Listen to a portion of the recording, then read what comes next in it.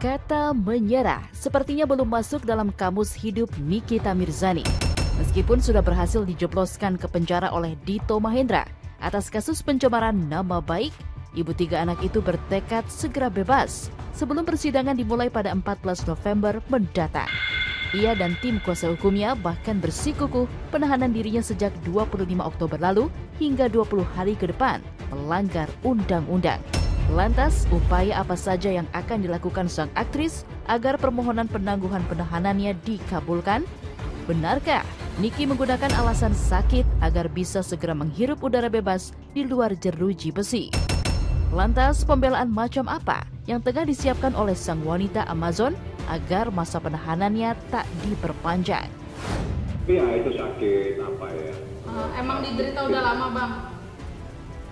Kalau penyakitnya udah lama, tapi saraf kejepit itu kan tidak bisa kita prediksi kapan kambuhnya ya. Kalau capek mungkin kambuh.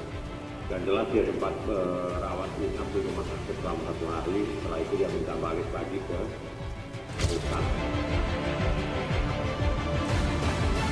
Selang 11 hari menjalani masa tahanan, Nikita Mirzani dilarikan ke Rumah Sakit Bayangkara Polda Banten.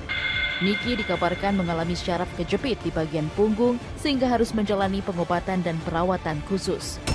Dituding merekayasa penyakit, faktanya janda dipolatif itu memang memiliki riwayat syaraf kejepit kronis yang bisa kambuh sewaktu-waktu. Setelah dirawat selama 2 hari di rumah sakit karena syaraf kejepit, Niki pun minta segera dikembalikan lagi ke rumah tahanan. Dari hasil pemeriksaan, tim dokter pun menganjurkan agar Niki menjalani terapi hingga perawatan lebih lanjut. Karena itulah penangguhan penahanan bisa kembali diajukan.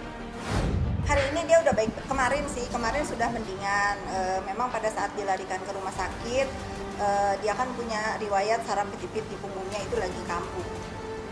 Tapi sekarang udah baik-baik aja. Sudah dilakukan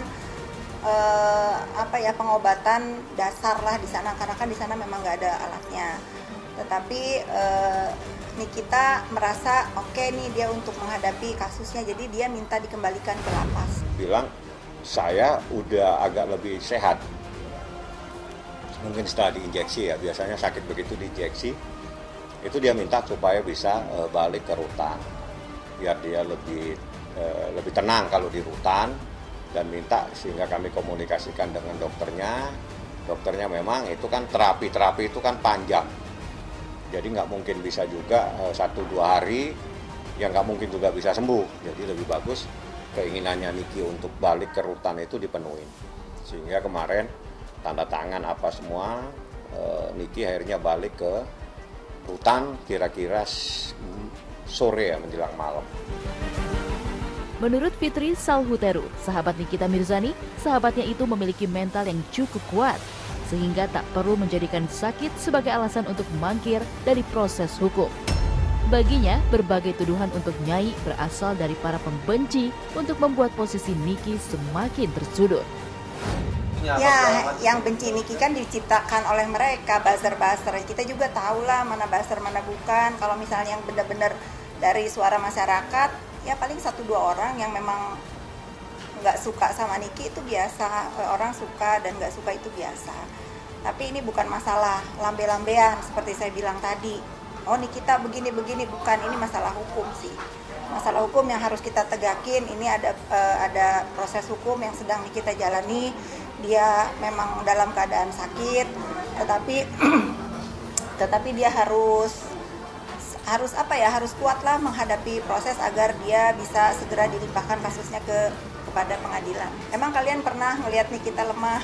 Saya aja nih sampai kaget ngelihat ini anak emang mentalnya kuat. Jangankan saya ya, saya ketemu petugas lapas aja. Ini dari petugas lapas ya, beberapa orang yang bilang mereka tuh belum pernah ngelihat ada orang sekuat Nikita. Ketika proses hukum terus bergulir, dukungan demi dukungan terus mengalir untuk sang wanita Amazon, terutama dari keluarga dan para sahabat. Salah satu yang paling vokal, bahkan jadi sorotan, adalah aksi Laura Mizani Naseru Arsy, alias Loli, putri sulung Nikita Mirzani. Melalui media sosial, gadis remaja itu dengan lantang membela sang ibu dari berbagai hujatan netizen. Loli bahkan mempertanyakan sulitnya upaya penangguhan penahanan. Padahal ibunya sedang sakit, sementara adik-adik kecilnya sangat membutuhkan kehadiran sang ibu. Saya melihat secara keseluruhan itu Loli mempunyai mental yang kuat seperti ibunya. Dia bilang, Ami izinkan aku ngomong sama media, bahkan dia pengen minta minta keadilan sampai ke Pak Jokowi, katanya gitu. Mana lagi seorang anak kecil ya berhak aja minta apa kan. Kemarin kalau nggak salah saya lihat tuh minta keadilan buat ibu saya, kalau bila perlu saya minta tolong kepada Bapak Jokowi untuk penangguhan ibunya, karena satu ibunya memang lagi sakit, kedua dia tidak sanggup mengurus adiknya sendiri yang masih kecil. Saya berkali-kali katakan kepada Nikita, kepada anaknya juga Loli, dan kepada semua, Niki bukan pelaku tindak pidana luar biasa. Niki bukan pembunuh, bukan pelaku narkoba, bukan juga teroris. Ini hanya memposting pendapat dan tulisan di Instagramnya dia, dan itu ditafsirkan bahwa itu mencemarkan nama baik saya. Pelapor bilang seperti itu, silakan, itu haknya pelapor. Silakan ahli menafsirkan, tapi kami juga punya ahli, kami juga punya tafsir, kami akan fight di persidangan.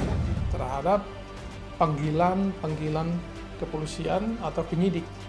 Itu kita udah tahu semua, karena itu waktu itu kan kemudian dia ditangkap kan, karena tidak kooperatif. Nah, sehingga demi kelancaran berdasarkan track record itu, jaksa melakukan mungkin pertimbangan itu mungkin salah satu supaya sidang ini dapat berjalan dengan lancar, sehingga dilakukanlah penahanan.